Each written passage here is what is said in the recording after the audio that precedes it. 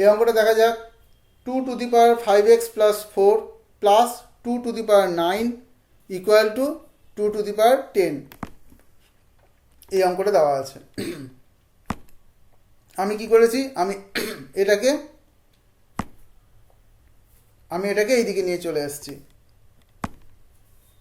ঠিক আছে, দেখো 2^9 আর 2^10 মানে কি, মানে হচ্ছে এটার মানে হচ্ছে আমি 2কে 9 বার গুণ করছি, আর এটা মানে হচ্ছে 2কে 10 বার গুণ করছি।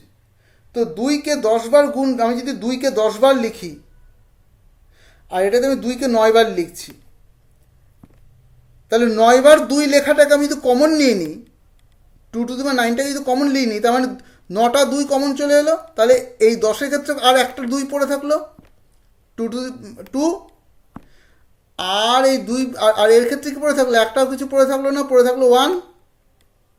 আমি সেটাই এখানে লিখেছি 2^9 কমন নিয়েছি, কমন নিয়ে লিখেছি 2 - 1। ঠিক আছে, এটা যেমন আছে তেমন রেখে দিয়েছি, এই দিকটা দেখো যেমন আছে তেমন রেখে দিয়েছি, এটা আবার যেমন আছে তেমন রেখে দিয়েছি। তার মানে 2^9, 2 - 1 কত হয়, 1। তাহলে 2^9 গুণ করে 1-এর সাথে গুণ করে 1ই হবে, মানে 2^9ই হবে। আচ্ছা, তাহলে এবার দেখো 2^5x+4 ইকুয়াল টু 2^9, বেস দুটোর ক্ষেত্রে 1।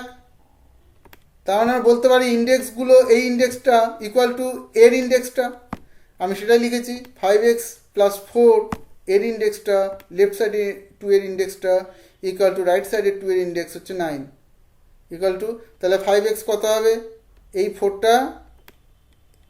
4টাকে আমি এইদিকে নিয়ে চলে এলাম, তাহলে 9 - 4 কত পড়ে থাকে, 5, তাই তো। তাহলে 5x ইকুয়াল টু 5, তাহলে x ইকুয়াল টু 5/5, তাহলে x ইকুয়াল টু কত, 1। Very simple. ঠিক আছে, শুধু এখানে একটু ট্রিক্সটা তোমাকে খেয়াল রাখতে হবে। এখানে 2কে আমি 9 বার গুণ করতে যাই তাহলে মুশকিল, 2কে 10 বার গুণ করতে অঙ্ক মিলবে, বাট তোমাকে প্রচুর খাটতে হবে। এখানে আমি কমন নিয়ে নিলাম। ঠিক আছে, চলো।